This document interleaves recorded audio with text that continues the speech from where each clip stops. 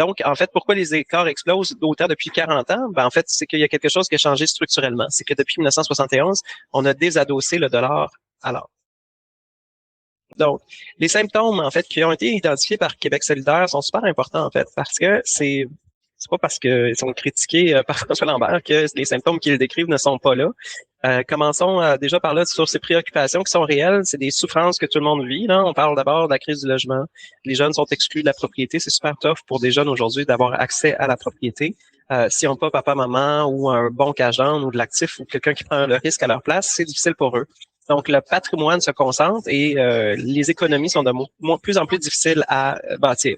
La perte de pouvoir d'achat, on le voit. Là. Je ne sais pas si vous êtes allé faire l'épicerie récemment, là, mais ça n'a pas de sens. On est constamment dans un monde où est-ce que le prix des tomates augmente. Il y a bien sûr des histoires d'oligopole alimentaire. Ça, c'est une chose, mais il y a aussi tout le prix du pétrole, le transport et tout ça. Mais on est dans une situation où est-ce que la dilution de chaque dollar aussi a un impact sur la valeur, la dilution de la masse monétaire a un impact sur la valeur de chaque dollar. Et on est dans un état de précarisation, l'endettement massif, des burn-out économiques, l'insécurité croissante pour une majorité du monde qui sont des colocs économiques, des gens qui restent ensemble dans un couple qui fonctionne plus parce qu'ils n'ont pas les moyens de se séparer. Donc, on est vraiment en train de vivre toutes sortes de problématiques qui sont dénoncées par QS et avec raison. Mais là, on observe quand même les symptômes. On parle de concentration de richesse, de financiarisation de l'économie, financiarisation aussi de la propriété, de l'achat de maison, surconsommation imposée par la nécessité économique.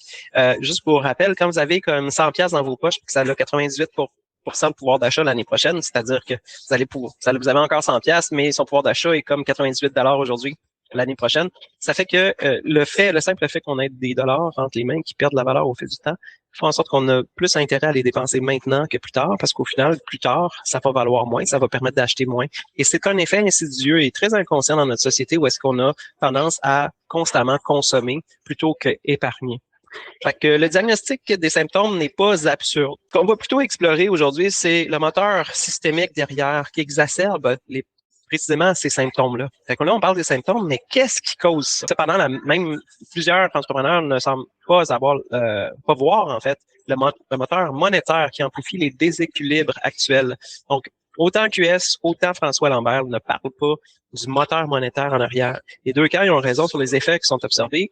Les deux sous-estiment les causes systémiques derrière et on y arrive aujourd'hui. Le grand absent du débat, c'est celui-là du système monétaire. Alors, pour comprendre pourquoi les écarts explosent depuis 40 ans, il faut regarder ce que presque personne ne regarde.